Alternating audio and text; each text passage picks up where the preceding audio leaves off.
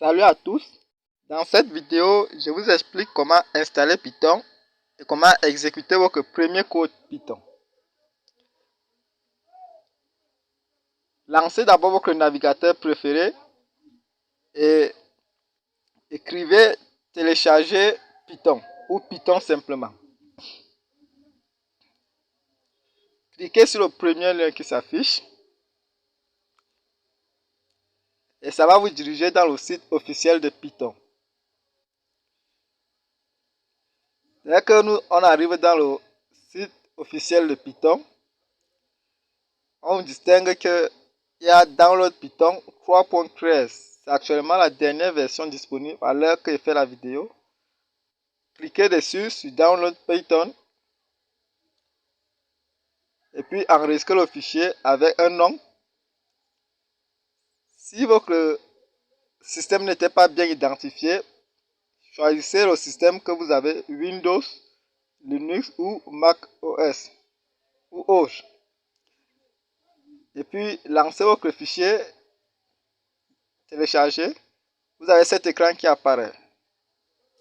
À ce niveau, faites très attention à la case Add Python Exit to Pass.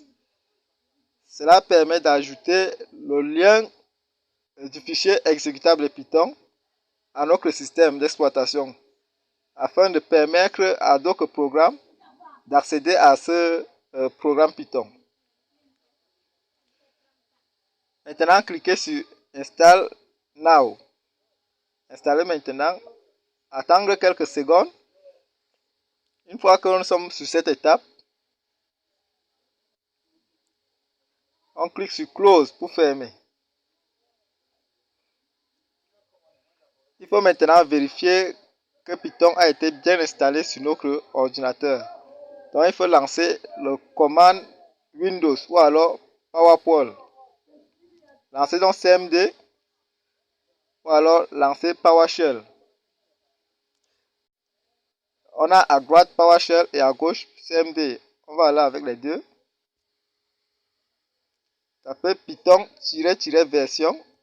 Normalement, on doit voir la version de Python apparaître. Voilà, on a bien la version. Ça veut dire que Python est très bien installé. Et c'est exactement la version qu'on vient de télécharger et d'installer. Dans PowerShell, on va vérifier. On ne va pas vérifier, mais on va exécuter un code. Tapez Python simplement. Et on voit un prompt apparaître. Les trois flèches rouges. On peut donc taper là à partir de là du code Python. Par exemple, print, bonjour. On tape entrée, on a bien bonjour qui apparaît. Donc du code Python s'exécute. Ça veut dire que l'installation s'est bien passée.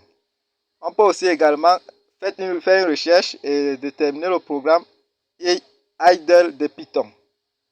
Dès que vous tapez IDLE, vous voyez le idle apparaître, cliquez dessus. Ça lance cette fenêtre. Cette fenêtre ressemble exactement à ce qu'on a dans PowerShell. Parce que c'est vraiment le même interpréteur Python qu'on a utilisé. Donc c'est normal que ça se ressemble avec le PowerShell et le IDL.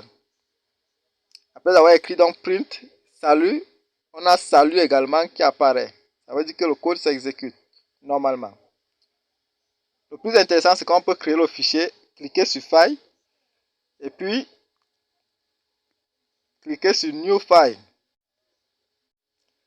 À ce niveau, on a un fichier qui s'ouvre. Bon, qui n'est pas enregistré, donc on peut taper un texte Python. N'importe quel texte, mais Python, là, en l'occurrence, on tape donc Hello World, puis File, et puis ce fichier pour enregistrer le fichier. On met donc le nom du fichier si vous voulez, mettez le nom que vous voulez, mais n'oubliez pas de mettre le .py. Et donc, dans le bureau, moi j'ai enregistré le fichier dans le bureau. Si vous cliquez sur le fichier là comme ça va s'ouvrir, ça se ferme directement. Donc, portez le fichier et glissez-le dans l'invite de commande. Puis tapez Ancrer. On voit donc Hello World apparaître, ce qui est le code écrit dans le fichier. Donc, à ce niveau, on vient d'exécuter Python dans notre invite de commande et voir la version qui a été installée. Ça veut dire que l'installation a été réussie. Likez et abonnez-vous à la chaîne pour ne pas rater les prochaines vidéos sur Python, sur cette chaîne.